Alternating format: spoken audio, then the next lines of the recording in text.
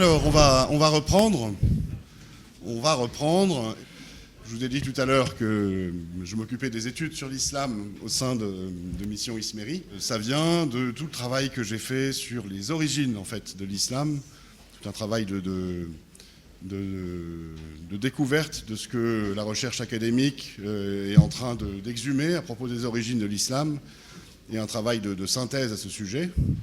Et ça m'a fait beaucoup discuter avec des musulmans, forcément, qui sont pas d'accord avec les recherches en cours, avec ce que dévoile la recherche sur les origines de l'islam. Et ces discussions avec les musulmans que j'ai pu avoir, plus tout le dialogue missionnaire que j'ai pu avoir par ailleurs, m'ont fait prendre conscience de certaines du sujet de la Bible selon l'islam. Et c'est à partir de ça que je vais vous proposer là maintenant un exposé sur cette question qui est un peu au cœur de notre problématique de ce colloque, l'islam face à la Bible. Essayer de vous expliquer comment est-ce que la Bible est perçue selon la tradition musulmane, et à partir de là, essayer d'en tirer des enseignements dans la continuité de l'exposé précédent de Bertrand sur la façon dont raisonnent les musulmans, sur en quelque sorte l'environnement mental dans lequel l'islam les fait évoluer. Alors, tout d'abord, pourquoi parler de la Bible en islam ? Quand on discute avec des musulmans, la question est résolue en 2 coups de cuillère à peau. C'est un lieu commun, récurrent dans les discussions avec les musulmans. La Bible n'est pas authentique, selon eux, elle est falsifiée, point barre, il n'y a plus rien à dire. Et une deuxième approche, un peu plus profonde, mais qui procède en fait de la même source, c'est l'idée que comme l'islam prétend à l'ultime révélation, comme son prophète Mahomet est le sceau de la prophétie, d'une certaine façon la messe est dite, et il n'y a plus que le Coran qui compte. Et tout ce qu'il y a eu auparavant passe par pertes et profits. Et on va retrouver ça dans des anecdotes célèbres. Dans la tradition musulmane elle-même, on prête au deuxième calife de l'islam, Omar ibn al-Khattab, selon des historiens musulmans très tardifs, c'est au XIIIe siècle, à partir du XIIIe siècle, le fait d'avoir incendié alors soit la bibliothèque d'Alexandrie, soit la bibliothèque de Ctésiphon en Mésopotamie, donc 2 énormes centres de culture de l'époque, au motif que les livres et les écrits qui y étaient ne servaient à rien puisqu'on avait déjà le Coran. Vous avez l'historien Ibn Khaldoun au XIVe siècle qui écrit dans sa Muqaddima, le livre des exemples, que quand les musulmans eurent conquis la Perse et mis la main sur une quantité innombrable de livres et d'écrits scientifiques, Saad ibn Abi Waqqas, c'était un des généraux ou général en chef du calife Omar, écrivit à Omar ibn al-Khattab, donc le calife, pour lui demander des ordres au sujet de ses ouvrages et de leur transfert aux musulmans. Omar lui répondit « Jette-les à l'eau. Si leur contenu indique la bonne voie, Dieu nous a donné une direction meilleure, sous-entendu le Coran. S'il indique la voie de l'égarement, Dieu nous en a préservés. » Donc ces livres furent donc jetés à l'eau ou au feu, et c'est ainsi que les sciences des Perses furent perdues et ne purent parvenir jusqu'à nous. Alors, pour ce qui est de l'historicité de l'anecdote, il y aurait beaucoup à en dire, de là à penser que ce soit le calife lui-même, si tant est qu'il ait porté ce titre à ce moment-là, qui a ordonné la destruction de la bibliothèque de Ctésiphon ou de celle d'Alexandrie, c'est un peu délicat. Il y a des historiens pour dire que la bibliothèque d'Alexandrie avait déjà été détruite avant l'arrivée des Arabes. La bibliothèque de Ctésiphon, ça c'est sûr qu'elle a été détruite dans les années 650, lors de la prise du pouvoir par les Arabes. Mais l'intérêt de l'anecdote, il est de montrer cette espèce de trait très profond de l'islam qui est, c'est bon, on a la révélation ultime, on a le Coran, donc on n'a plus besoin du reste. Donc là, de la science, des écrits de la bibliothèque, mais dans lesquels il y avait aussi des écrits religieux, chrétiens et juifs. Et donc, d'une certaine façon, on n'a pas besoin de la Bible. Mais alors, pourquoi exactement, en fait ? Je ne vais pas m'en arrêter là, vous en doutez bien. Comme je vous l'ai dit, c'est en 2 coups de cuillère à peau où la messe est dite. Essayons d'aller voir un petit peu plus loin et de comprendre pourquoi il y a ce rapport de l'islam à la Bible. Pourquoi la tradition musulmane, comment la tradition musulmane, la doctrine, a considéré la Bible. Et vous allez voir que ça va nous donner des clés de lecture de l'islam, des clés de compréhension très profondes de ce qu'il est. Ça va mettre à jour tout un ensemble de confusions et de contradictions très problématiques dans le cadre de l'islam et qui ne peuvent être résolues que par le système dont parlait Bertrand tout à l'heure, de contournement, de hial ou de déni de la réalité. Et donc je vais vous proposer d'explorer ça en regardant d'abord quelle est la vision islamique de la révélation, du rapport de l'homme à Dieu, et par là de ce que c'est que la Bible, ce que devrait être la Bible selon l'islam.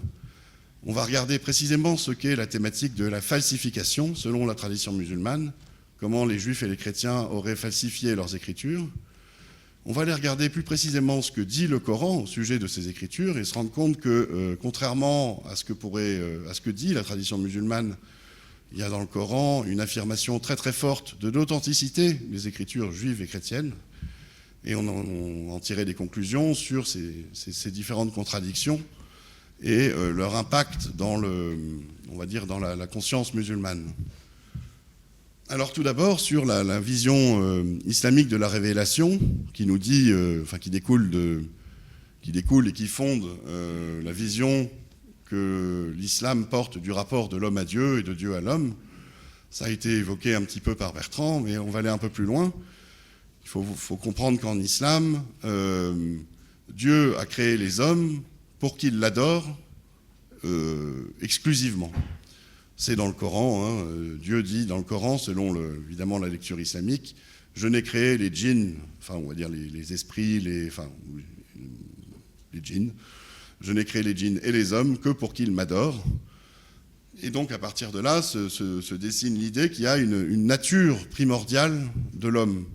C'est ce qu'on appelle la fitra en islam, à l'image de la création du premier homme Adam en islam, qui est créé donc selon la fitra, selon la nature primordiale de l'homme. Alors il y a toute une histoire de la chute, mais il est créé selon cette nature primordiale, avec une religion primordiale, avec un rapport à Dieu, qui est le monothéisme, qu'on appelle adamique, le monothéisme pur. C'est le monothéisme des Hanifs. Et par la suite, celui dont se revendiquent les musulmans. On trouve ça dans le Coran encore, la sourate 30 au verset 30. « Dresse ton visage vers la religion en monothéiste véritable, en Hanif, conformément à la nature innée, la fitra, de Dieu, selon laquelle il a créé les gens. » Mais alors, toute la problématique de l'islam, enfin de la vision de l'homme en islam et de l'histoire de l'humanité, c'est que les hommes n'obéissent pas à leur nature primordiale. Ils sont pervertis par leurs parents qui les éduquent dans une autre religion, par exemple, et ils se détournent de Dieu. D'où l'envoi par Dieu d'envoyés, d'apôtres, de rasoul et de prophètes, des informateurs, des nabis, que Dieu envoie aux hommes pour les rappeler à lui, les rappeler au monothéisme primordial, les rappeler à la soumission à Dieu, donc à lui-même, et de manière à ce que sa volonté, la volonté de Dieu, puisse être révélée. Et cette volonté de Dieu, elle est, dans la vision qu'on a développée, la tradition musulmane, préexistante à tout. Comme Bertrand le disait, elle est inscrite au ciel, dans des écritures, sur une table gardée. C'est la façon qu'a eu l'islam d'interpréter certains des versets du Coran qui parlent de ça, d'une écriture, une écriture céleste qui serait conservée par Dieu et qui serait le prototype, enfin l'écriture parfaite. Dans la sourate 43, au verset 2 à 4, on y lit « Par le livre ou par l'écriture claire, explicite, nous, alors supposément Dieu, en avons fait un Coran arabe afin que vous raisonniez. Il est auprès de nous dans l'écriture mère, ou pris dans l'écriture mère. » le commentaire islamique dit que c'est l'original du Coran et qui est au ciel. L'original, c'est-à-dire l'écriture mère, l'écriture de la volonté divine depuis toutes les origines, sublime et remplie de sagesse. À la sourate 56, au verset 77 à 79, on y lit, à propos du Coran, « C'est certainement un Coran noble, dans une écriture bien gardée, que seuls des purifiés touchent. » L'écriture bien gardée, elle est comprise comme étant la fameuse écriture céleste, le al-Kitab, l'écriture mère. Et les purifiés qui la touchent, ça pourrait être les anges. C'est ce concept d'une écriture primordiale, conservée au ciel, et à partir de laquelle Dieu envoie des messagers sur terre pour donner aux hommes l'écriture qui permettra de les rappeler à leur nature primordiale et de les rappeler à la religion primordiale, c'est-à-dire le monothéisme pur. Et à partir de là, va se développer l'idée qu'il y aurait eu des révélations successives comme ça. Dieu a envoyé des messagers, des prophètes les uns après les autres, pour rappeler les hommes à cette religion primordiale, éventuellement pour certains pour donner des écritures. Le problème étant que les hommes à qui la révélation était confiée la corrompaient petit à petit, se dévoyaient, et donc à chaque fois Dieu a dû envoyer des nouveaux prophètes pour établir l'ordre, d'une certaine façon, pour établir la vraie religion. Et en particulier, on distingue les 5 principaux apporteurs d'écriture sacrée, selon ce que dit le Coran. Le Coran évoque une vingtaine à peu près de prophètes ou de messagers et explique également que Dieu aurait envoyé des prophètes dans toutes les peuplades, dans toute l'histoire. Dans la tradition, on a même été jusqu'à extrapoler le nombre qui se compte en dizaines de milliers, voire plus de 100 000. Quoi qu'il en soit, pour ce qui est du cas très concret du Coran, on a l'Abraham du Coran qui aurait reçu une écriture, les feuillets d'Abraham, les feuillets d'Ibrahim. On trouve ça dans les versets 36 de la sourate 53. « Ne lui a-t-on pas annoncé ce qu'il y avait dans les feuillets de Moïse et ceux d'Abraham ?»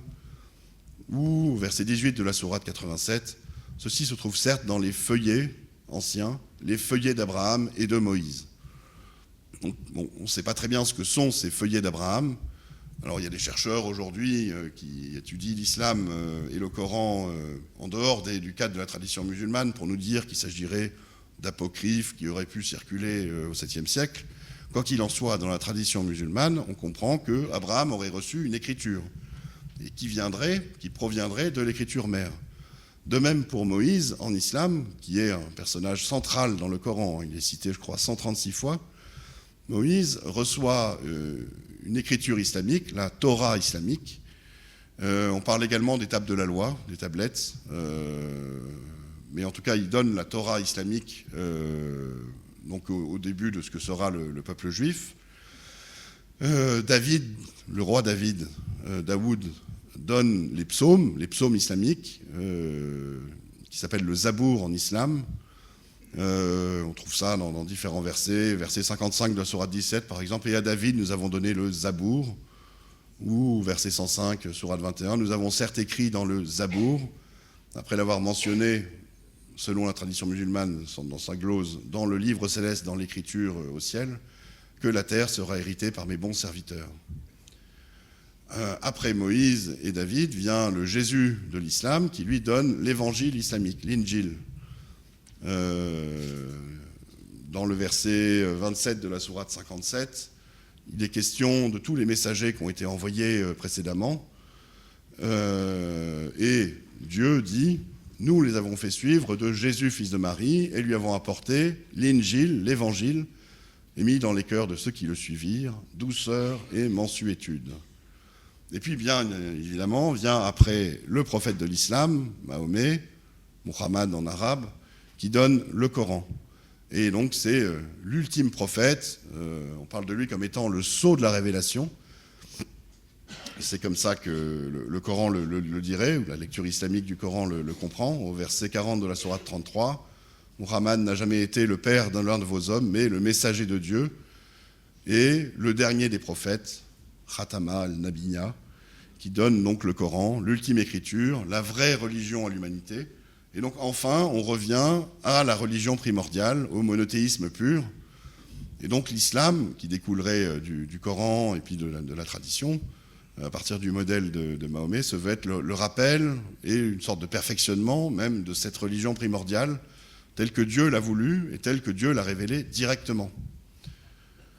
Bon, au passage, on remarque que cette construction de la tradition musulmane pour expliquer ces révélations comme étant successives, cette théologie des révélations successives avec des écritures qui sont données et que leurs croyants dévoient, falsifient et qui nécessitent d'envoyer des nouveaux prophètes, ça fonctionne surtout avec Moïse, puis qui donne la Torah, les Juifs on va dire les Hébreux qui dévoieraient l'enseignement islamique de la Torah islamique, qui nécessitent d'envoyer Jésus avec l'évangile islamique pour remettre tout ça d'aplomb.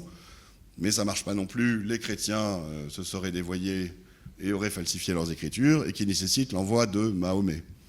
C'est vraiment ce schéma-là qui fonctionne pour expliquer les révélations successives. Le rôle d'Abraham et de David est pas extrêmement développé là-dedans. Au passage, il faut noter aussi que à partir de cette vision de l'écriture mère qui est au ciel, de la révélation divine, on n'a pas du tout le même rapport aux Écritures dans le judaïsme et le christianisme, et en particulier dans le christianisme, que dans l'islam. Le concept de Bible n'est pas du tout perçu en islam comme il est perçu chez les juifs et les chrétiens. C'est vraiment très très différent, hein, puisque en islam, tout serait censé venir d'un même modèle, d'une même matrice, la fameuse mère des Écritures qui serait la pure parole divine. Et qui, par le biais des prophètes musulmans, des messagers musulmans, serait révélé. C'est le concept de la descente de l'écriture, du Tanzil, alors que chez les juifs et les chrétiens, il y a le concept de l'inspiration divine. L'écriture est écrite par les hommes. Elle est écrite par Moïse, elle est écrite par les disciples de Jésus, par exemple. Et donc on n'a pas du tout la même vision de ce qu'est l'écriture sacrée. Mais les musulmans plaquent évidemment sur les écritures juives et chrétiennes leur propre vision. Ils se disent que ce que devrait être la Bible, ça devrait être la projection ou la descente de cette même écriture divine conservée au ciel. D'où, en fait, derrière, l'insistance des musulmans à demander une Bible authentique. Une authentique Bible, pour eux, ce serait une Bible qui reflèterait ce qu'on trouve dans le Coran, et qui serait à l'image de ce qu'elle devrait être, ce qu'elle aurait dû être, c'est-à-dire l'addition des feuillets d'Abraham islamique authentique, de la Torah de Moïse authentique islamique, des psaumes authentiques de David islamique, d'un évangile islamique, et ça normalement, ça devrait refléter ce qu'on devrait trouver dans le Coran, puisque le Coran est l'ultime révélation. Cette logique-là, elle procède donc, vous voyez, de la façon dont on conçoit la révélation en islam. Et donc cette insistance à demander une Bible authentique, elle vient de ce que, de facto, les musulmans pensent que la Bible a été falsifiée. Et ils le pensent pourquoi ? Parce que c'est la logique de leur révélation. Si la Bible n'avait pas été falsifiée, il n'y aurait pas eu besoin de la révélation d'une nouvelle écriture. Il n'y aurait pas eu besoin du Coran et de Mahomet. Donc il faut absolument que les enseignements précédents des prophètes de l'islam, Moïse, Jésus, David, Abraham et tous les autres, il faut absolument qu'ils aient été pervertis, qu'ils aient été perdus, pour que l'enseignement de Mahomet ait une pertinence. Et pour que Mahomet ait quelque chose à annoncer de nouveau, en fait, ou de plausible. Et donc on voit bien que l'islam n'aurait pas de légitimité en lui-même si la Torah islamique et la religion islamique du Moïse islamique, si l'évangile islamique et la religion islamique du Jésus islamique n'avaient pas été conservés dans toute leur intégrité. Pour que l'islam soit vrai, pour qu'il soit légitime, il faut absolument que tout ça ait été perverti. Il faut que le christianisme et le judaïsme soient faux. Donc en fait, si on raisonne dans le schéma de l'islam, qui est celui de religions qui sont basées sur des écritures, il faut que leurs écritures soient fausses. Et il faut que ce soit leurs croyants qui aient falsifié les écritures. Ça ne peut pas être les prophètes islamiques eux-mêmes. Et donc en fait, pour un bon croyant musulman, judaïsme, christianisme, la Bible, doivent être faux. Sinon, l'islam est invalidé. Et donc, ils sont faux car l'islam est vrai. Et donc, vous voyez qu'on a affaire là à une espèce de logique tautologique. On part de l'islam pour invalider le reste, et puisqu'on a invalidé le reste, ça justifie l'islam. Et on touche là au cœur, en fait, de la problématique de la Bible en islam, chez les musulmans. C'est que son statut ne tient pas à la réalité de ce qu'est la Bible, de ce qu'est ce texte-là, de son histoire, de son sens, de ce que ça veut dire, mais ça tient à l'islam lui-même, en fait. On est toujours dans un système autoréférentiel. Il n'y a que ce que dit l'islam qui compte, en fait. Et en plus, quand on gratte un petit peu là-dessus, on voit bien que ces accusations contre l'authenticité de la Bible, ces accusations de falsification, ne reposent pas justement sur un examen des faits, un examen objectif des faits. On ne voit pas les musulmans chercher à comparer les manuscrits anciens et expliquer que, à tel moment, les disciples de Jésus auraient falsifié l'évangile islamique authentique. Il n'y a pas d'étude historique réellement qui soit menée. Et évidemment, on n'a jamais vu un musulman fournir l'authentique Torah islamique de Moïse ou l'authentique évangile islamique de Jésus. Parce qu'il n'y en a pas besoin d'une certaine façon. Tout repose sur une sorte sur une mécanique idéologique qui est celle de l'islam lui-même. Pour être vrai, il faut que ce qui a précédé l'islam soit faux, et donc que leurs écritures soient fausses. Et donc, en quelque sorte, le statut de la Bible en islam, alors c'est une sorte d'article de foi. Alors, ce n'est pas un article de foi en tant que tel dans l'islam, les articles de foi sont très codifiés, mais ça découle du cœur de la foi islamique. Et donc, on voit que le principal argument islamique contre l'authenticité de la Bible, ou pour la falsification de la Bible, c'est l'islam. Et donc, si on cherche à défendre l'authenticité de la Bible, eh ben, on désavoue celle de l'islam, par la même occasion, et celle du Coran.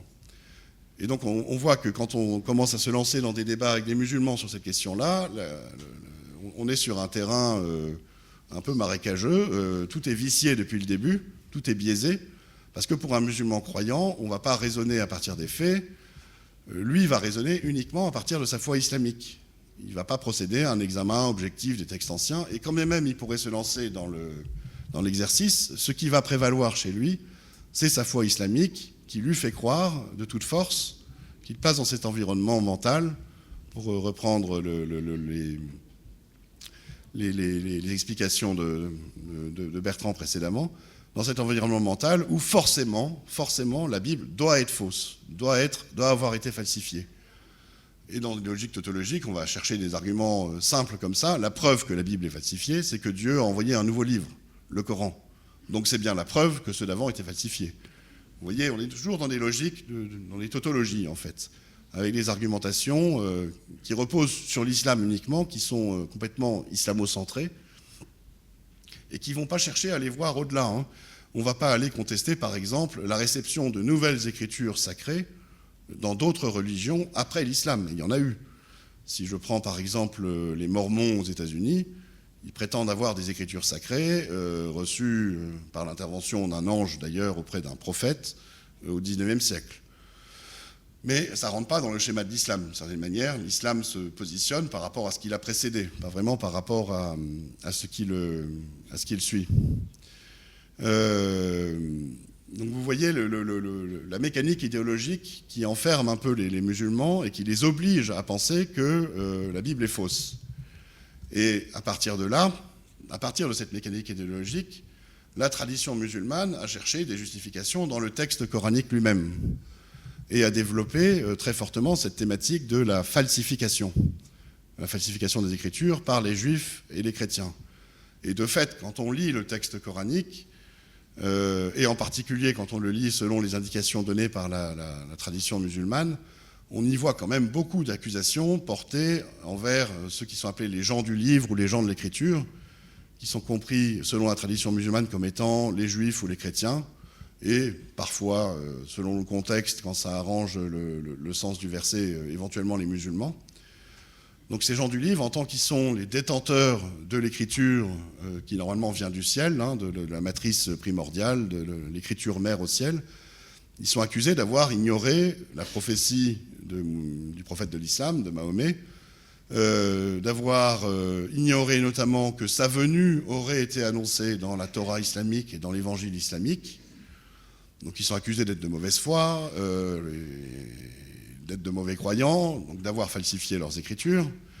Et à partir de là, cette vision très négative portée sur les juifs et les chrétiens va pousser à lire les versets qui pourraient être interprétés dans le sens de la falsification comme étant vraiment des versets d'accusation de Dieu. Ça va tourner autour de la question du tarif en arabe, qui signifie transformation, modification, falsification. Alors on n'a que 4 occurrences de cette racine dans le texte coranique concernant les écritures sacrées. On parlera aussi de tabdil, qui est un mot avec un sens beaucoup plus large, de substitution, de changement. Alors quand on l'applique aux écritures, ça veut dire changer le sens des mots, détourner le sens de la parole de Dieu. Et là, bon, vu que c'est un mot avec un sens beaucoup plus large, il y a beaucoup plus d'occurrences dans le Coran. Et la tradition, à partir de la lecture de ces versets, a élaboré petit à petit sa thèse de la falsification. Ça a pris du temps, ça n'est qu'à partir du XIe siècle que, on va dire, cette thématique de la falsification est devenue mainstream en islam jusqu'à aujourd'hui, accusant donc, avec des justifications coraniques, les juifs et les chrétiens d'avoir délibérément falsifié leurs écritures respectives, en fait.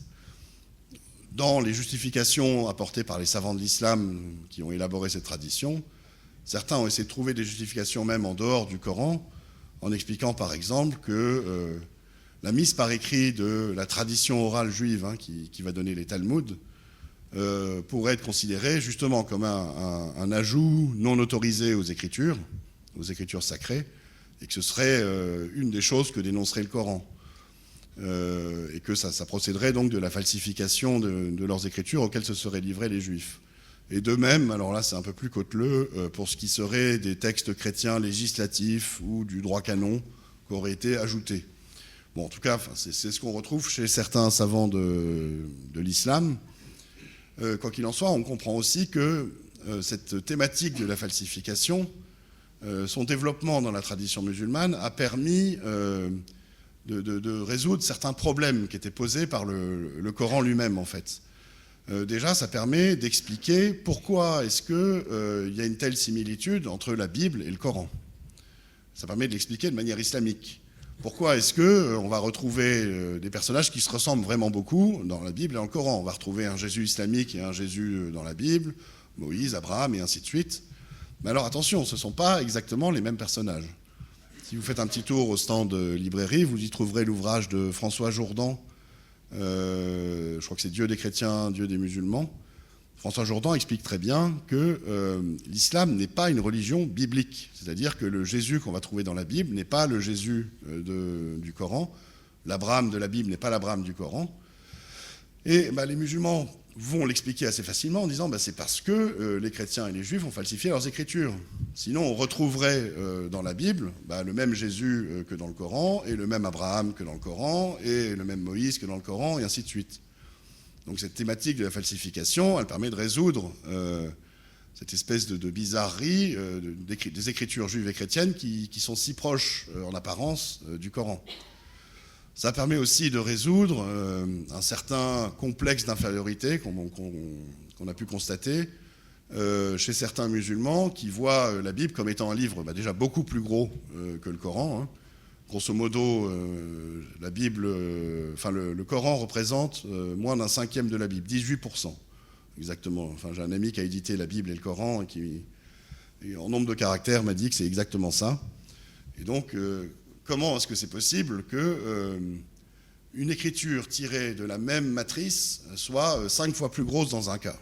Donc c'est parce que les Juifs et les chrétiens auraient rajouté, délayé la sauce, et rajouter, ça expliquerait pourquoi la Bible est si imposante par rapport au Coran, et pourquoi l'histoire des personnages coraniques, de l'Abraham du Coran, du Moïse du Coran, du Jésus du Coran, est si peu développée dans le Coran et que d'une certaine façon, elle est si développée dans la Bible. Si on veut connaître l'histoire de Jésus, on va trouver relativement peu de choses dans le Coran, alors que dans les évangiles, c'est quand même assez détaillé. Et donc à partir de là, à partir de ce travail de la tradition, se fait donc une lecture de versets coraniques qui va accuser donc les juifs et les chrétiens d'avoir falsifié leurs écritures. Et je vais vous citer quelques versets justement avec l'explication musulmane qui leur est donnée. Au verset 59 de la sourate 2, on va trouver une accusation envers les juifs du temps de Moïse. Mais à ces paroles, donc les paroles en question, on en fait état dans les versets d'avant, c'est les commandements qui auraient été donnés à Dieu aux Juifs lors de l'exode depuis l'Égypte, jusqu'à la conquête de Canaan. Donc ça, c'est le contexte du verset selon l'islam. Mais à ces paroles, les pervers, donc il y a certains des Juifs qui seraient des pervers, en substituèrent d'autres. Et pour les punir de leur fourberie, nous, donc Dieu, leur envoyâmes du ciel un châtiment avilissant. Toujours dans la même sourate 2, au verset 75 à 79, là on va retrouver la racine HRF du tarif de la falsification. On a une interpellation alors, du prophète ou de Dieu, enfin c'est forcément Dieu qui parle de toute façon.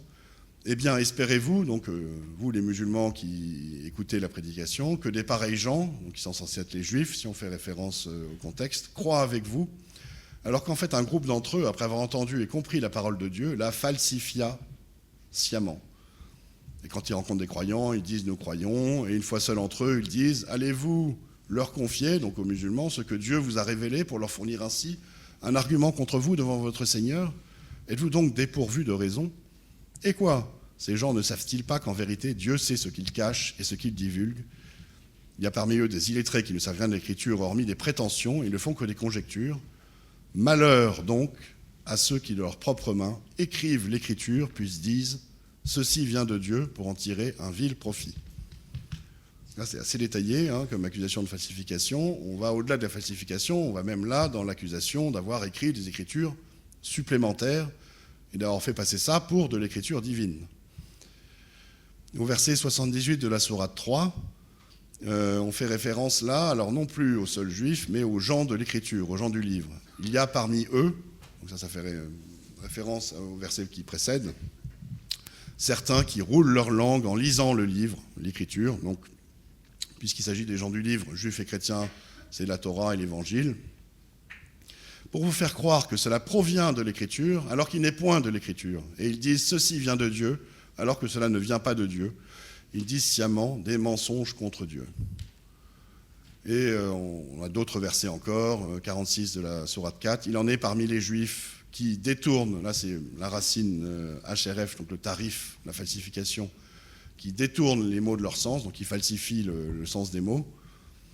Au verset 13 de la sourate 5, on va parler des fils d'Israël. Ils détournent, pareil, c'est la même racine, celle du tarif, les paroles de leur sens et oublient une partie de ce qui leur a été rappelé. Tu ne cesseras de découvrir leur trahison, sauf d'un petit nombre d'entre eux.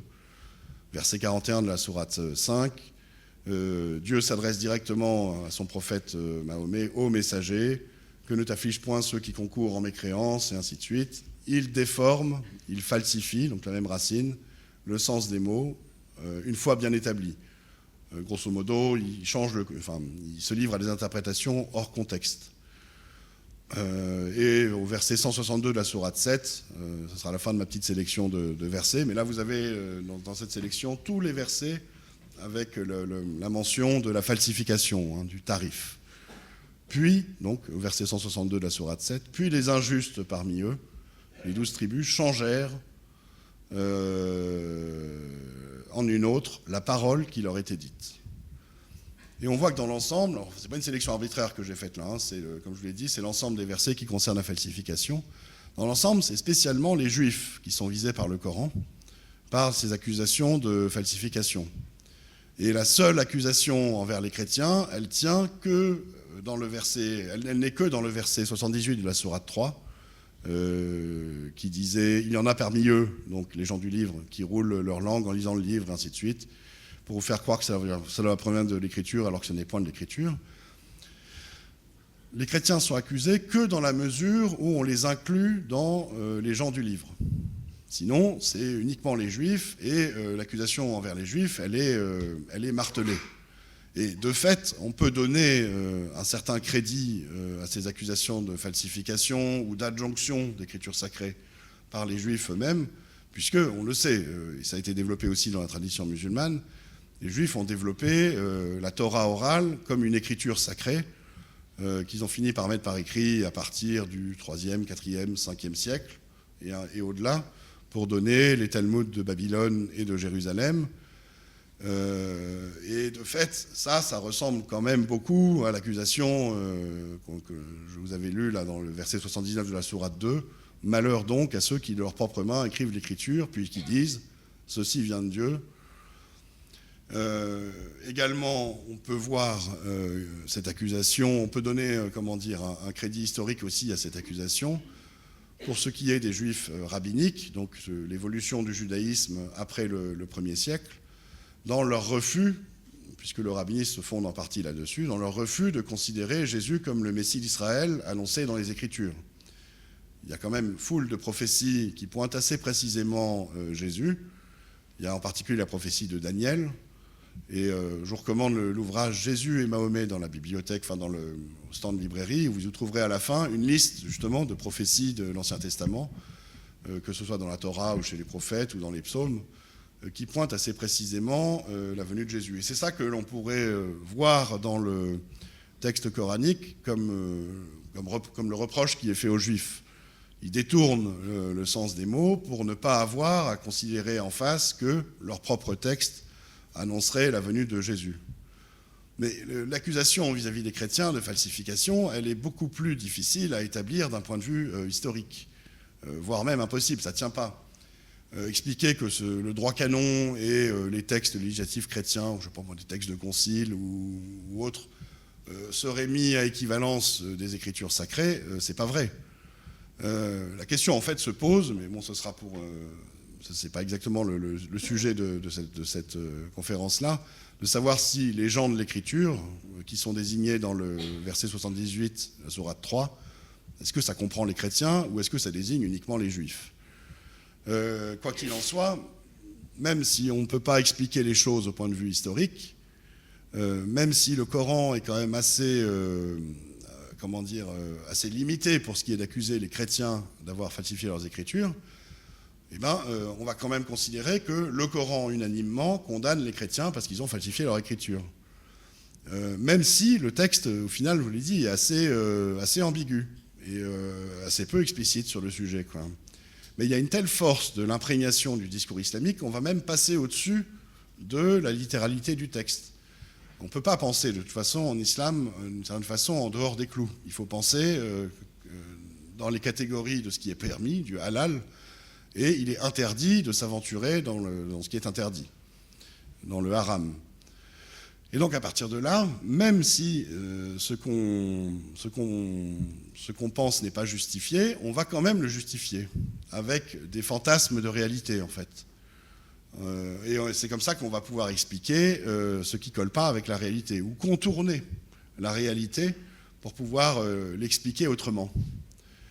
Et on va voir que l'examen, la lecture du Coran est même encore plus problématique de ce point de vue-là, parce que littéralement, quand on le lit, on va y trouver aussi, à côté de ces accusations qui sont portées alors envers les Juifs et éventuellement les chrétiens dans un seul verset un peu bizarre, on va y trouver l'affirmation de l'authenticité de la Bible, de l'authenticité des écritures chrétiennes et juives.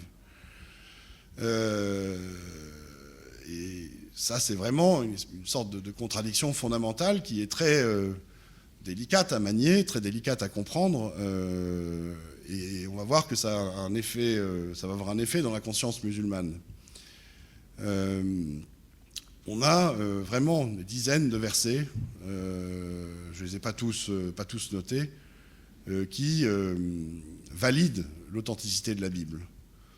Au verset 136 de la sourate 2, Dieu ou le prophète demande aux musulmans de dire « Nous croyons en Dieu et en ce qu'on nous a révélé et en ce qu'on a fait descendre vers Abraham et Ismaël et Isaac et Jacob et les tribus et en ce qui a été donné à Moïse et à Jésus et en ce qui a été donné aux prophètes venant de leur Seigneur. » Donc ça veut dire que du point de vue des musulmans donc contemporains de Mahomet, ils disaient croire dans des écritures, qu'ils devaient les avoir sous les yeux. Ils devaient au moins savoir que la Torah et l'Évangile existaient pour pouvoir y croire. On ne peut pas croire dans quelque chose qu'on ne connaît pas du tout. Dans la sourate 3, au verset 3-4, il est dit « Il a fait descendre sur toi, donc le prophète Mahomet, le livre, l'écriture, donc c'est censé être le Coran, avec la vérité, qui confirme ce qu'il y avait avant lui, donc ça c'est compris comme étant la Torah et l'Évangile, et il fit descendre la Torah et l'Évangile auparavant en tant que guide pour les gens. Ceux qui ne croient pas aux révélations de Dieu auront certes un dur châtiment. » Donc on est censé avoir dans le Coran la confirmation de textes existants. Donc pour ça, il faut pouvoir le vérifier. Il faudrait pouvoir lire une Torah et un Évangile qui existent et qui permettent de confirmer le Coran. Ce qui voudrait dire, si on raisonne normalement, que la Torah et l'Évangile, au temps de la prophétie de Mahomet, étaient disponibles et n'étaient pas falsifiées, puisqu'elles permettaient de confirmer le Coran qui était en train d'être révélé. Au verset 136 de la sourate 4, les croyants, les musulmans sont interpellés. « Oh les croyants, soyez fermes dans votre foi en Dieu, en son messager, donc évidemment le prophète de l'islam, dans l'écriture qu'il a fait descendre sur son messager, donc là c'est compris comme étant le Coran, et à l'écriture qu'il a fait descendre avant. » Donc forcément, là c'est vu que par la tradition musulmane comme étant la Torah et l'Évangile. Quiconque ne croit pas en Dieu, en ses anges, en ses écritures, ses livres, et en ses messagers et au jour dernier, s'égare loin dans l'égarement. Donc il faut avoir la foi dans les écritures qui ont été descendues avant le Coran. Comment est-ce qu'on peut avoir foi dans quelque chose comment dire, il faut pouvoir le voir. Il faut pouvoir avoir une connaissance de la Torah, de l'Évangile, pour pouvoir avoir foi dedans. Dieu dirait, au verset 44 de la sourate 5, « Nous avons fait descendre la Torah dans laquelle se trouvent conseil et lumière. » Au verset 47, donc 3 versets après, dans la même sourate 5, « Que les gens de l'Évangile jugent d'après ce que Dieu y a fait descendre. » Donc, si les chrétiens sont exhortés donc, au 7e siècle à lire l'Évangile, c'est bien qu'il est considéré comme n'ayant pas été falsifié, en fait. De même, dans la même sourate, au verset 68, donc sourate 5, il dit « Ô gens de l'Écriture, vous ne tenez sur rien tant que vous ne vous conformez pas à la Torah et l'Évangile et à ce qui vous a été descendu de la part de votre Seigneur. » Donc il faudrait que les gens de l'Écriture, donc juifs et chrétiens, se conforment à la Torah et à l'Évangile, donc éventuellement ce qui leur est descendu, ça peut être compris comme étant le Coran. Ça veut dire qu'à l'époque, la Torah et l'Évangile étaient suffisamment valides pour que Dieu lui-même, par la bouche de son prophète, enjoigne les chrétiens et les juifs à la lire comme une vraie et authentique écriture. On va trouver au verset 34 de la sourate 6, « Nul ne peut changer les paroles de Dieu. » Donc on ne peut pas falsifier les écritures dans ce cas. Au verset 49 de la sourate 28, Dieu dit à son prophète, pour répondre à des critiques, « Dis-leur, apporte donc une écriture venant de Dieu qui soit meilleur guide que ces deux-là. » Alors, dans les deux-là, lesquels exactement? Donc, on va dire qu'il y a le Coran et l'autre, qu'est-ce que c'est? Qui soit meilleur que ces deux-là qui existent à ce moment-là, au temps de la prophétie. Qu'est-ce que c'est? C'est l'Évangile, c'est la Torah, c'est la Bible. Donc ça veut dire qu'à cette époque-là, il y avait d'authentiques écritures, juives ou chrétiennes, à côté du Coran. Une sourate plus loin, la sourate 29 au verset 46, ne discutez que de la meilleure façon avec les gens du livre, donc les juifs et les chrétiens, sauf ceux d'entre eux qui sont injustes, et dites, nous, donc sous-entendu les musulmans, croyons en ce qu'on a fait descendre vers nous, le Coran, et descendre vers vous, la Torah et l'Évangile. Donc il y a là aussi une affirmation de l'authenticité, au temps de la prophétie de Mahomet au 7e siècle au moins, de l'authenticité de la Torah et de l'Évangile. Et on va même aller plus loin, dans le verset 29 de la sourate 48, On y lit que Muhammad est le messager de Dieu. Ceux qui sont avec lui sont durs envers les mécréants, miséricordieux entre eux. Tu les vois inclinés, prosternés, recherchant de Dieu grâce et agrément. Leurs visages sont marqués par la trace laissée par la prosternation. Telle est leur image dans la Torah. Et l'image que l'on donne d'eux dans l'Évangile est celle d'une semence qui sort sa pousse, puis se raffermit, s'épaissit, ensuite se dresse sur sa tige, à l'émerveillement des semeurs. Ça ressemble beaucoup, quand même, au texte de l'Évangile, du grain qui est jeté en terre et qui porte du fruit. Là encore, c'est comme si, du temps du prophète Mahomet, si on se place dans cette perspective-là, la Torah et l'Évangile étaient encore disponibles et non falsifiés. Et donc on aurait comme ça une lecture du Coran qui validerait l'authenticité de la Bible. Donc au moins à l'époque de Mahomet. Alors, le truc, c'est qu'on a des manuscrits de l'époque de Mahomet ou d'avant, on a des manuscrits d'après, ça n'a pas changé. C'est le même texte. Et donc la Bible actuelle, elle est tout aussi authentique que celle que le Coran mentionnerait comme ayant été authentique au temps de Mahomet. Donc là, il y a quand même quelque chose de très étonnant. Dieu lui-même se fait le garant de la pérennité de la Bible selon le Coran. Et on va trouver ça aussi à d'autres niveaux, que ce soit dans la tradition ou dans le Coran, et qui semble même, dans certains, vous allez le voir, pour certains exemples que j'ai tirés, encourager les musulmans à lire la Bible. Il y a l'histoire très connue de la femme juive adultère. À Médine, une femme juive adultère, alors on trouve ça dans la biographie convenue, la Sira de Ibn Hisham. Il y a une femme juive qui vient voir le prophète de l'islam en s'accusant d'avoir fauté, d'avoir été adultère, et le prophète de l'islam lui dit qu'on la juge selon sa propre loi. Et on la juge selon la Torah, et elle doit être lapidée. Donc il y avait à l'époque une vraie Torah. Et le prophète de l'islam, qui à ce moment-là, à Médine, si on se situe dans l'histoire islamique, dans cette perspective-là, vivait avec des juifs, reconnaissait aux juifs l'authenticité de leurs écritures. Dans la tradition musulmane, il y a aussi un personnage assez énigmatique, assez curieux, qui est le cousin de la première femme de Mahomet, sa première femme Khadija. Son cousin s'appelle Waraka bin Naufal. Selon la tradition musulmane, il y a plein de hadiths, d'histoires à son sujet, qui le présente comme ayant été un chrétien qui traduisait en arabe les Écritures, donc la Torah, l'Évangile. Et donc il y avait à cette époque-là une vraie Torah, un vrai Évangile. Dans le Coran lui-même, il est mentionné au verset 157 de la sourate 7 qu'il y aurait une sorte d'annonce de la venue de Mahomet dans la Torah et dans l'Évangile, et que les chrétiens et les juifs devraient aller chercher dans leurs écritures l'annonce de la venue de Mahomet. Ceux qui suivent le messager, le rasoul, enfin l'envoyé, alors le prophète illettré, c'est traduit comme ça, généralement, Ummi, mais certains savants pensent que ça ne veut pas dire Ummi, ça veut dire l'envoyé aux nations, le prophète des gentils, plutôt que illettré, qu'ils trouvent mentionné chez eux dans la Torah et l'Évangile. Et à partir de là, beaucoup de musulmans ont essayé d'aller chercher dans la Torah et l'Évangile des mentions à une prophétie sur la venue de Mahomet dans le futur. Et c'est d'ailleurs ce qu'ils pensent trouver dans Saint Jean, où on assimile, certains musulmans assimilent l'annonce de la venue du Paraclète, du Saint-Esprit, comme étant l'annonce de la venue de Mahomet.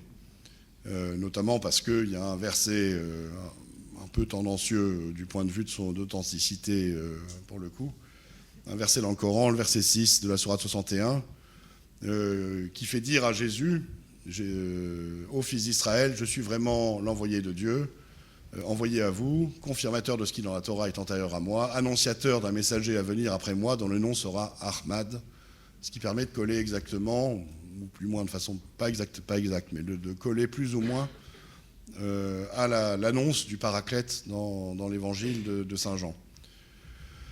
Et donc en fait on a une situation complètement contradictoire si on regarde les choses. On a d'un côté les écritures qui sont falsifiées, une Bible qui n'est pas authentique, mais en fait non, elle est authentique, Dieu la préserve, il faut la lire, on la lisait au temps du prophète, et il faut même aller chercher dans ces écritures les traces de l'annonce de la venue de Mahomet. Et donc on est dans un univers où il faut tenir, il faut vivre dans le paradoxe. Et c'est pas possible en fait. Si on dit que la Bible n'est pas authentique, alors on entre en contradiction avec le texte coranique et son interprétation traditionnelle. Mais si on dit que la Bible est authentique, on rentre aussi en contradiction avec l'islam. Parce que si la Bible est authentique, il n'y a pas de raison pour que Dieu envoie un nouveau messager avec une nouvelle écriture. Et donc on voit qu'on est dans un monde d'incohérence et de contradictions qui est inextricable en fait. Elles s'ajoutent les unes aux autres, toutes ces contradictions, et on comprend mieux quel est l'environnement mental dans lequel la tradition force les musulmans à évoluer. Ils ne peuvent pas examiner la réalité. Ils sont coincés, en fait, en quelque sorte. Ils sont coincés parce que, d'une certaine façon, ce qu'ils pensent être le réel n'est pas le réel. Ils vivent dans un fantasme de réalité où le Coran est à la fois l'écriture nouvelle et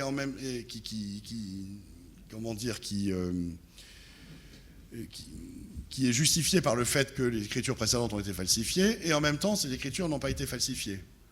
Et il faut tenir les deux bouts de la contradiction. Donc on ne peut pas aller vraiment commencer à se poser des questions.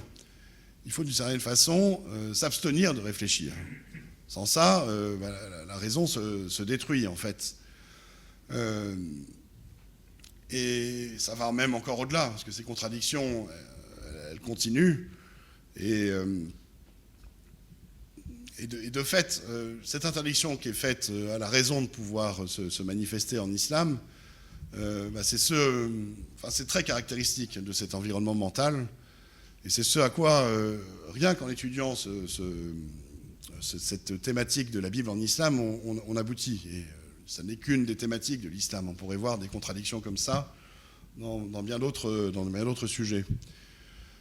Ce qu'on comprend quand on prend un peu de recul, c'est qu'il faut, d'une certaine façon, sortir du cadre musulman si on veut arriver à comprendre pourquoi un texte peut dire une chose et son contraire. Il faut sortir des explications que donne la tradition musulmane quand elle parle de la falsification ou quand elle parle de la défense, ou quand le Coran parle de la défense de l'authenticité de la Bible, en fait. Sans ça, on en reste dans un cadre avec des injonctions contradictoires, et il y a de quoi rendre les gens fous. Hein. C'est comme ça qu'on rend les gens fous, par les injonctions contradictoires. Et en restant dans le cadre de l'islam, d'une certaine façon, on a affaire à une forme de scénario de schizophrène. On peut rester musulman que, d'une certaine façon, en refusant absolument de se poser des questions. Et d'ailleurs, il est interdit de se poser des questions. Hein. Le doute est absolument interdit en islam. Et si on commence à se poser des questions, il faut y répondre en tordant la réalité complètement. Et c'est ce qu'ont essayé de faire certains musulmans justement en allant lire la Bible, en la tordant et en développant une apologétique nouvelle de désaveu en fait de la Bible à partir de ce qu'elle serait elle-même, de son sens. C'est en particulier ce qui a commencé d'être fait, enfin ça a été fait déjà un peu avant, mais ça a été beaucoup publié, ça a eu beaucoup de publicité à partir du 19e siècle et du travail de Rahmatullah al-Hindi, qui est un savant musulman, comme le dit son nom, indien, qui a écrit un livre qui s'appelle « La démonstration de la vérité », enfin, qui est dans le cadre d'un débat avec un évangélique à l'époque, un chrétien, et qui essaie de montrer que la foi chrétienne ne peut pas être justifiée par les écritures chrétiennes elles-mêmes, et que les évangiles seraient étrangers à la foi chrétienne, ce qui permet de retomber sur ses pieds en déformant la réalité. Ça permet de dire les chrétiens ont extrapolé leur foi chrétienne des évangiles, qui sont authentiques, mais qui ne disent pas la divinité de Dieu, qui ne disent pas la foi chrétienne. Les chrétiens ont inventé. Ils ont ajouté des sens qui n'étaient pas là dans leur texte. Et donc, vous voyez, c'est une façon de tordre la réalité pour essayer de retomber un peu sur ses pieds. C'est là-dedans, par exemple, qu'on va trouver, parmi pour les premières fois dans l'histoire, l'argument qui revient beaucoup dans les discussions avec les musulmans en disant il n'y a pas de verset dans les évangiles où Jésus dirait « Je suis Dieu, adorez-moi ». Donc Jésus n'est pas Dieu, sinon on l'aurait trouvé. Donc vous avez extrapolé votre foi. Donc les évangiles peuvent être lus de manière islamique. Pareil, on va dire il n'y a pas de Trinité, de mention à la Trinité, c'est un concept faux. Bon, il suffit d'aller voir la finale de Matthieu, baptisez-les au nom du Père, du Fils et du Saint-Esprit. Il y a quand même une mention à la Trinité, même si le mot même de Trinité a été inventé après. Certains vont essayer de dire que la mort de Jésus sur la croix ne serait pas authentique dans les évangiles. Ça semble difficile quand on étudie les textes mêmes. Il y a quand même des chapitres entiers dans les différents évangiles sur la passion de Jésus, ou qu'il ne serait pas mort en rémission des péchés, alors que là aussi c'est quand même explicite, qu'il ne serait pas ressuscité. Pour le coup, c'est quand même aussi très très bien décrit dans les évangiles. Ou alors que tous ces passages-là qui contreviendraient à l'image du Jésus islamique tel qu'il est transmis par le Coran ne seraient que des ajouts tardifs. Or, on l'a vu, à l'époque de Mahomet, on avait déjà les textes, ils sont comme ils sont maintenant. Et de toute façon, ça vient contredire ce que dit le Coran lui-même, nul ne peut changer les paroles de Dieu. Évidemment, on va développer aussi des apologétiques islamiques disant que Jésus annonce la venue de Mahomet, le fameux paraclet Esprit Saint. Ce ne serait pas l'Esprit Saint, ce serait Mahomet lui-même. Il suffit de lire Saint Jean, tous les passages qui se rapportent à la venue de l'Esprit Saint, du paraclète, pour voir que ce n'est pas une personne qui est annoncée, mais un esprit. Et puis, il suffit de se reporter aussi à l'histoire. Ce n'est pas du tout l'islam qui a inventé cette thématique de l'annonce de Jésus, d'un prophète à venir après. Ça vient du manichéisme, du prophète Mani, donc dans la Perse antique, qui, le premier, déjà, avait développé cette idée que c'était lui qui était annoncé par Jésus, et pour essayer d'en tirer des prébendes, en fait. Et il y a comme ça différentes thématiques d'apologétique nouvelle qui sont développées par ces néo-apologistes musulmans pour essayer de lire la Bible dans un sens islamique. Mais là, pour le coup, le matériel s'y prête encore moins que le Coran. Et là, il faut vraiment tordre la réalité. Il faut vraiment être complètement pris dans la mécanique idéologique de l'islam pour y croire, en fait. Quoi qu'il en soit, dans l'histoire, avant peut-être le XIXe siècle, et encore un peu après, et encore même jusqu'à maintenant, ça a été assez difficile de développer ces apologétiques parce que posséder une Bible dans le monde musulman, dans les pays musulmans, ça pouvait attirer des ennuis. Et toujours maintenant. Et historiquement, il a toujours été défendu dans les chrétiens qui vivent sous la domination de l'islam, soumis à l'islam, comme les dhimmis en terre d'islam, de posséder eux-mêmes un Coran. Et donc, d'une certaine façon, on empêchait que le choc de réalité puisse se faire, que les musulmans puissent lire la Bible par eux-mêmes et vice-versa avec les chrétiens. De façon à empêcher les contradictions d'apparaître. Mais elles sont là en fait, et elles enferment les musulmans dans un paradoxe insurmontable, et qu'on peut synthétiser ainsi, dans ce dilemme que je vais vous proposer, et qui est un dilemme absolument destructeur pour l'islam, et si on raisonne dans le cadre de l'islam, destructeur pour la raison. C'est-à-dire qu'on a deux propositions qu'il faut tenir ensemble et qui sont inconciliables. Soit la Bible a été falsifiée alors que le Coran dit le contraire, donc le Coran est faux, et donc l'islam est faux, ou soit la Bible n'a pas été falsifiée, mais alors comme elle contredit le Coran, c'est donc que le Coran est faux, et donc que l'islam est faux. Et donc on voit avec ce genre de contradiction comment on en arrive à un environnement mental où on ne peut pas penser en fait, on ne peut pas douter. Le doute est interdit, il faut être dans la dimension du permis, du halal, et c'est interdit absolument de s'aventurer dans ce qui est interdit. Au passage, si on ne doute pas, on n'a pas comment dire, on n'étudie pas sa foi d'une certaine façon. On voit bien, c'est le schéma musulman, on reçoit les écritures de Dieu directement, qui les fait descendre, et on en doute, il n'y a pas de doute. Alors que s'il y avait un doute, qui dit doute, dit étude, approfondissement, progrès en fait. et une progression dans la vie de foi. Alors que là, on voit que dans le schéma qui est imposé par la façon de voir en islam, tout est figé, en fait. On est... pardon. D'une certaine manière, les croyants sont une espèce de projection de ce que Dieu voudrait d'eux. Presque sans liberté, en fait. Alors la question que je poserai en conclusion, c'est comment est-ce que les musulmans pourraient sortir de ce dilemme ? Et à l'évidence, on ne peut pas sortir de ce dilemme si on reste dans un cadre islamique. Et donc, puisqu'on ne peut pas sortir du dilemme en étant musulman, ça renforce encore l'enfermement mental, le carcan dont on a parlé précédemment, auquel sont soumis les musulmans à cause de l'islam. Ça renforce les mécaniques idéologiques de déni de réalité, de schizophrénie, de hiyal, de contournement. La seule solution, en fait, pour sortir du dilemme posé par la question de la Bible en islam, c'est de quitter le cadre de l'islam et de réfléchir librement, avec sa raison, avec son bon sens, ou avec la science. C'est ce que font, par exemple, tous ceux qui s'investissent dans la recherche universitaire, la recherche académique, qui tentent d'expliquer le Coran à partir de son contexte historique, et pas à partir des présupposés de la tradition musulmane, d'une écriture au ciel, et ainsi de suite, et qui arrivent à trouver des explications à ces contradictions apparentes. Je peux vous recommander la lecture du Coran des historiens, ou de sa réédition, la réédition du premier tome, l'histoire du Coran. Je crois qu'on a un exemplaire au stand de librairie, et qui montre dans diverses études, par exemple, que il y a des emprunts aux textes apocryphes juifs et chrétiens, que les histoires de Jésus qu'on va trouver dans le Coran circulaient déjà ce sont des adaptations en arabe de textes apocryphes. Une autre façon de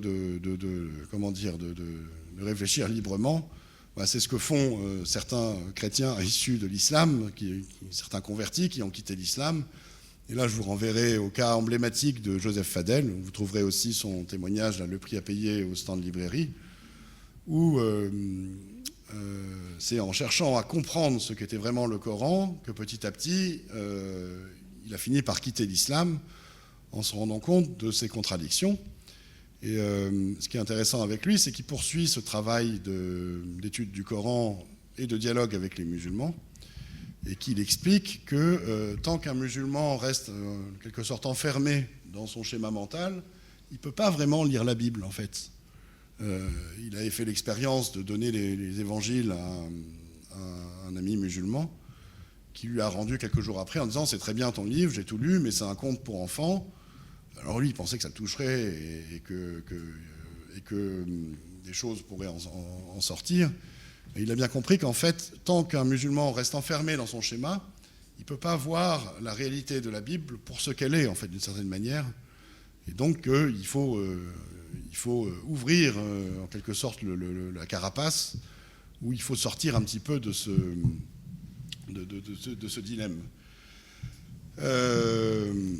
Le progrès qu'on peut voir dans la recherche, il s'appuie aussi sur un progrès technique, dont on va parler cet après-midi, et qui est le gage d'une ouverture immense pour le monde musulman, parce qu'il se développe maintenant des outils nouveaux, fantastiques, tout simplement, qui se diffusent dans tout le monde musulman, et grâce auxquels les musulmans ont accès maintenant par eux-mêmes librement au texte, alors que ce soit le Coran ou que ce soit les textes de la Bible, à la critique de l'islam également.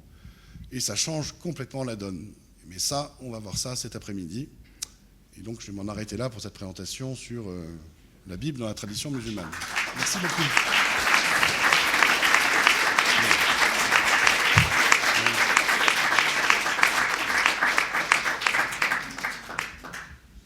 Et j'ai l'impression d'avoir fait une Bertrand Binendick. Ça aurait été au bout du bout, en laissant si peu de temps aux questions, quand même. Mes bouquins, ils sont où mes bouquins? On peut prendre 10-15 minutes si vous voulez. Là, je suis obligé de partir maintenant.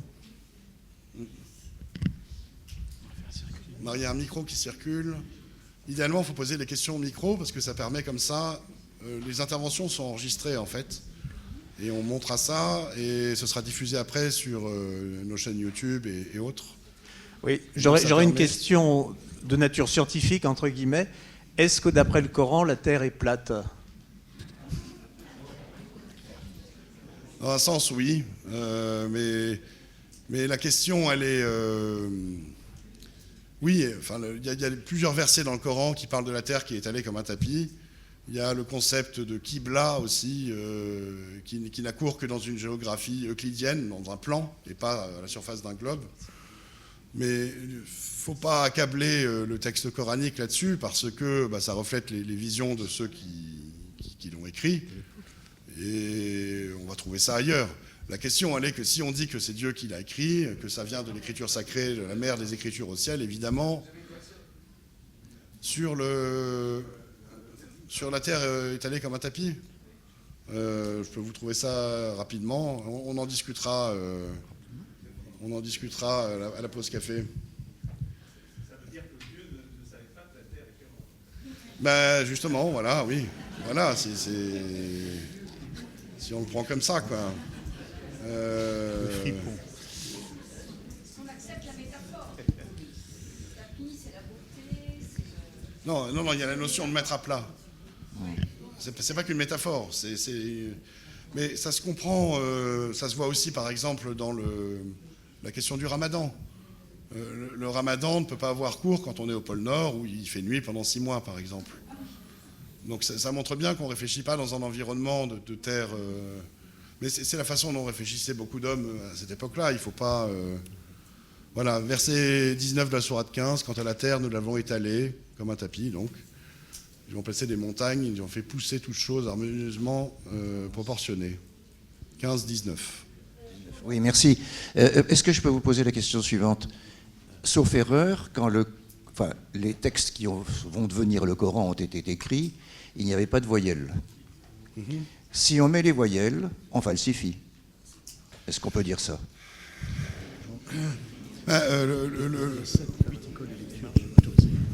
Il y a actuellement une trentaine de Corans canoniques en arabe différents, d'une certaine façon, mais ils sont tous canoniques, ils sont tous le Coran. Il faut voir que le Coran, dans son étymologie, ça veut dire la proclamation. Et donc il y a cette idée qu'avant même d'être un texte écrit, il est une proclamation, en fait, dans laquelle il y a déjà la vocalisation. Mais cette problématique des voyelles dans le texte, oui, elle est très compliquée parce que il y a toute une science en islam qui essaie d'expliquer comment le Coran a été mis par écrit, comment il est parvenu jusqu'à nous, et qui essaie de l'expliquer de manière islamique, et qui n'arrive pas à expliquer pourquoi il y a 30, 36, et peut-être bien plus, Corans arabes différents. Parce que la seule vocalisation, les seules différences de vocalisation ne suffisent pas à expliquer les différences. Il y a des mots différents, il y a des sens différents, donc.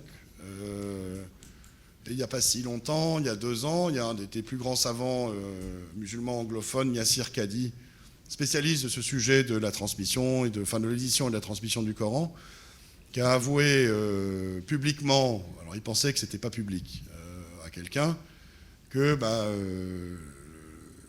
l'histoire avait des trous. Il parle de holes in the narrative, de trous dans le narratif, et que la tradition musulmane n'est pas capable d'expliquer la variété des Corans aujourd'hui. Et à cause de ça, il dit qu'il ne faut surtout pas en parler au grand public, ces passages, il faut que ça reste au niveau des très très grands savants, des savants, des méta-savants, les savants des savants, quoi. Et lui, publiquement, dans ses conférences à côté, va dire exactement le contraire, disant il n'y a pas de texte mieux préservé que le Coran à la virgule près, il n'y en a qu'un seul, et ainsi de suite. Bon. Bonjour. Bonjour. Oui. Est-ce que moi, je me suis... c'est moi. Ah, ok, je me lève. Donc moi, j'ai fait ma circoncision quand j'étais tout petit, donc à partir de là, j'ai commencé à me poser des questions, et donc je suis très tôt sorti de la religion, j'ai eu cette chance-là, et 50 ans après, je me suis fait baptiser, chrétien. Mais là, si je vous entends, si je viens de Mars, j'entends qu'il y a... c'est la structure qui m'intéresse, entre l'islam, et j'entends parler de l'islam contre les Hébreux. Et donc, il y a les chrétiens qui sont dans les Hébreux, enfin, on dirait une partie quand vous écoutez. Alors que moi, structurellement, l'islam et les Hébreux ont la même structure. C'est-à-dire qu'il y a une loi qui vient de Dieu, et l'homme est soumis, qui est toute la différence avec la religion du Christ. Le Christ, la liberté, elle vient de l'intérieur. Et c'est complètement différent. Moi, je vois beaucoup de similitudes entre les Hébreux et l'islam. C'est une religion patriarcale, tribale, avec un dieu tribal. Et d'ailleurs, il y a eu beaucoup d'exemples dans l'histoire des Nazaréens. Il y a le dieu Yahou, qui serait le descendant du dieu Yahvé, enfin qui est un dieu arabe, Yahou. Voilà. Donc, moi, je pense que l'islam s'est vraiment battu contre, a eu peur du christianisme, qui était en train de libérer l'homme. Et d'ailleurs, on retrouve dans Dostoïevski ce fameux texte où l'inquisiteur rencontre Jésus et il y a un monologue où il ne sait pas ce qu'il va faire de Jésus. En fin de compte, il le libère, mais il lui dit, mais l'homme, il n'a rien à foutre de la liberté. Ce qu'il veut, c'est le pain, il veut qu'on lui donne des ordres. Et voilà. Et c'est ça, moi, la structure même de la religion hébraïque et de la religion de l'islam. Oui, il y a une parenté. Il y a une parenté entre certaines idées juives et l'islam lui-même. Ça, c'est certain. Moi, à la suite du Père Édouard Marie-Gallet, j'ai fait pas mal de publications, de travail là-dessus. Et maintenant, ça devient une chose dite par beaucoup de chercheurs dans les grandes universités dans le monde. Après, il faut faire attention quand on veut aussi assimiler l'islam au judaïsme. Le judaïsme pré-chrétien est dans l'ouverture messianique. Il attend le Messie. Et ça a donné quoi? Ça a donné une conversion en masse. Alors là, je vais peut-être enfoncer quelques portes bien fermées, mais une conversion en masse on va dire des Israélites au 1er et au 2e siècle au christianisme, dont on n'a pas vraiment conscience parce qu'on est pénétré de l'idée que, soi-disant, le christianisme aurait été une secte du judaïsme qui aurait bien tourné grâce à la conversion de Constantin et de l'Empire romain 200-300 ans plus tard. Il se trouve qu'à côté de mes activités à Mission Isméry, je m'occupe aussi, je suis président de l'association ECHO, qui étudie les origines du christianisme avec du nouveau matériel, notamment les traditions des araméophones, des églises d'Orient, enfin une nouvelle découverte. Et que là aussi, dans le monde académique, c'est en train de percer. Il y a eu des colloques très importants récemment à ce sujet-là. Et que on pense pouvoir montrer que à peu près 60-70% des Israélites au 1er et 2e siècle sont devenus chrétiens.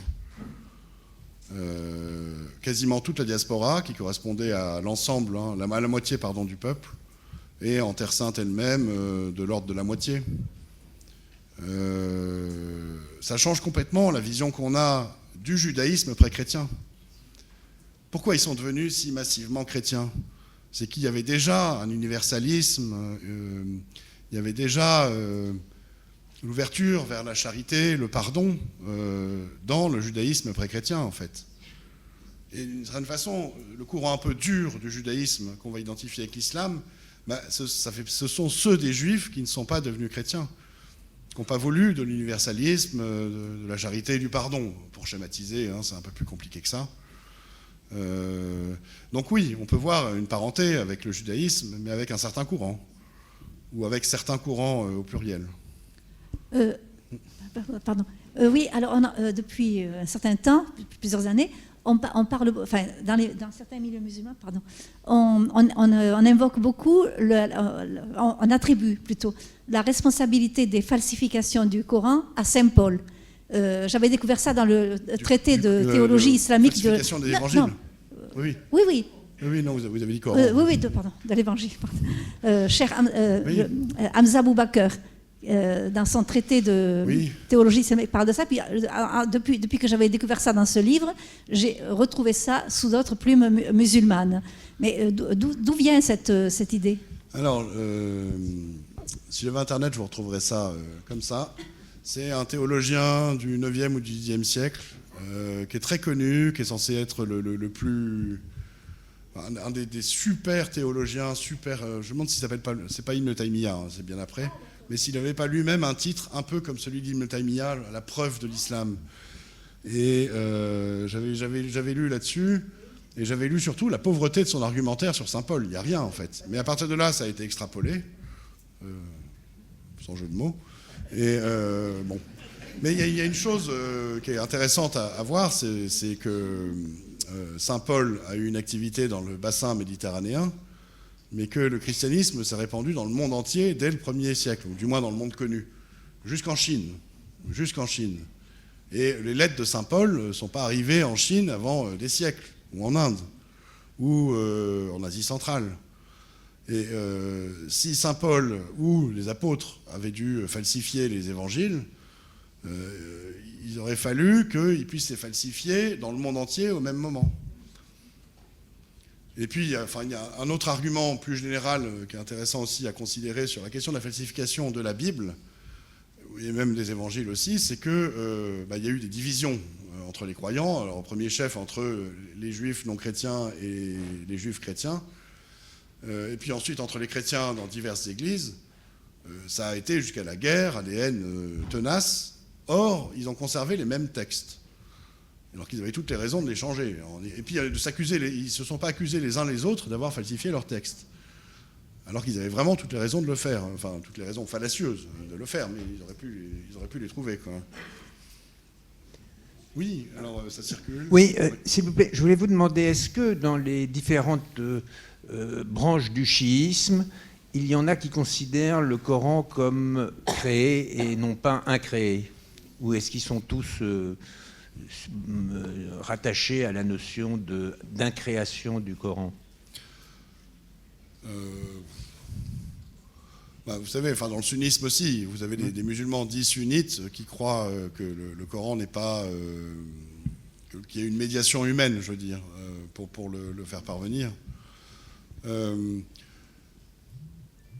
Il n'y a pas spécialement de courant chiite qui revendiquerait ça, pas plus dans le chiisme que dans le sunnisme en fait. Moi, je ne m'arrêterai pas exactement là-dessus comme l'a fait le général Binendik. La question, elle est celle de savoir s'il y a une transmission d'un message divin. Et quel est-il en fait? Et même si on va pouvoir dire, oui, mais tel passage, il aurait été mal transmis, il faudrait le réinterpréter, ça dépendait du contexte. Ce qui va compter, c'est le message global. Et le message global, y compris chez ceux qui pensent que le Coran pourrait être incréé, il reste le même. C'est cette idée que Dieu a choisi certains hommes pour leur donner sa révélation, et que l'application de cette révélation les met au-dessus des autres hommes, et qu'il y a en quelque sorte deux humanités. Il y a celle que Dieu a choisie, élevée au-dessus des autres, et puis une sous-humanité. Et ça, c'est au fondement de tous les courants de l'islam, même les plus libéraux. Même les plus libéraux, en fait. Même Khaled Benchir et son islam des Lumières. Khaled Benchir, il pense quand même faire partie d'une humanité privilégiée, parce qu'il a le bon islam. Sans ça, il ne s'embêterait pas à faire ses prières. Quel est l'intérêt d'être musulman s'il n'y a pas la récompense de Dieu, en fait? D'une certaine manière. Donc, en fait, c'est cette question de la création ou de l'incréation du Coran, elle masque parfois celle du noyau de l'islam, en fait, de ce que c'est que l'islam au plus profond de sa croyance. On aurait l'impression que si le Coran n'est pas créé, grosso modo, on pourrait lui faire dire n'importe quoi. À ce moment-là, il n'y aurait plus d'intérêt à être musulman. Et donc, il n'y aurait plus d'islam du tout. Donc, moi, je suis un peu vigilant sur ces questions-là. Alors, s'il vous plaît, je suis là. Oui, ok. Alors, d'abord, je voudrais revenir juste sur votre traduction du premier verset qui valide les livres. Alors, dans la traduction en fait, de l'arabe vers le français, exactement, c'est une condition. Nul ne peut croire si il ne croit pas d'abord en Dieu, ses livres, ses prophètes et le jugement dernier. Le premier verset, alors, c'est une condition. Donc, au fait, on ne peut pas être musulman si on ne croit pas justement en la Torah et l'Évangile. Et au fait, la question, c'est que ne croyez-vous pas qu'il y a une guerre de pouvoir entre les ulémas et le Dieu de l'islam? Est-ce que c'est la question? Merci. Oui, une guerre de pouvoir, si on pense que Dieu intervient. La vision que j'ai de l'islam, c'est celle qui découle du travail que j'ai fait sur ses origines. Aux origines, il n'y avait pas la révélation d'un prophète, mais la prédication, alors non pas d'un prophète, mais d'un d'un prédicateur, appelons-le comme ça, qui annonçait la fin des temps imminente et le retour de Jésus pour qu'il vienne établir un royaume, le royaume de Dieu sur terre. Ça ne s'est pas produit, il n'y a pas eu la fin des temps, Jésus n'est pas revenu, mais ceux qui ont voulu faire revenir Jésus et qui avaient pris le pouvoir, ont pris sur eux d'établir eux-mêmes ce royaume. Et donc, en quelque sorte, ils ont pris sur eux de faire le travail du Messie à sa place ou de faire le travail de Dieu à sa place. Et donc, il y a une lutte de pouvoir, d'une certaine façon. La lutte de pouvoir, elle est les chefs de l'islam, depuis le début et au plus profond de ce qu'il est, avant même qu'il s'appelle l'islam, pensent faire le travail de Dieu, ou font le travail de Dieu à sa place, ou le travail de son Messie, ce qui revient à peu près au même. Donc oui, que ce soit les oulémas, ou que ce soit en fait ceux qui ont le pouvoir, ils font le travail de Dieu, d'une certaine façon, ou du moins ils pensent le faire. Ils jugent l'humanité au nom de Dieu. Ils ordonnent le convenable, ils interdisent le blâmable. Ça, c'est le boulot de Dieu, normalement, de juger. Dans les évangiles, Jésus dit qu'il ne faut pas juger, en fait. C'est pas à nous de juger les autres, c'est à Dieu, justement. Il nous dit même que, il nous donne même les modalités de ce jugement, mais c'est pas aux hommes de se juger entre eux, en fait. Alors que c'est exactement ce que font, on va dire, les chefs musulmans, c'est le principe de l'islam dans le but d'établir une sorte de monde parfait où la loi de Dieu, en étant appliquée, apporterait le bonheur aux hommes, éradiquerait le mal, puisque le bien serait appliqué et que le blâmable serait interdit. Il n'y aurait plus de blâmable et tout irait bien, quoi. Ouais. Bon. Oui. Ouais, très rapidement. En fait, j'ai une question. La dernière, parce qu'il est déjà moins 10, je vois là. Ouais, ok. Mais je serai vraiment disponible pour vos questions aussi, Alpag et moi à côté. Du coup, je peux la poser ? Oui, allez-y, okay. je dis juste... Du coup, moi, j'ai une question d'ordre historique. Vous parlez pour tout le monde, là, c'est pour ça. Ouais. Dans la Sourate Tauba, à un moment, il est fait mention d'une étrangeté. Il est dit qu'à l'instar des chrétiens qui prétendent que Jésus est fils de Dieu, ils disent que des juifs prétendent que Uzair est fils de Dieu. Oui. Alors, ce qui est une étrangeté, parce que si on interroge un juif, on lui dit « Est-ce que dans le judaïsme, on prétend qu'il y a un individu qui est fils de Dieu ?»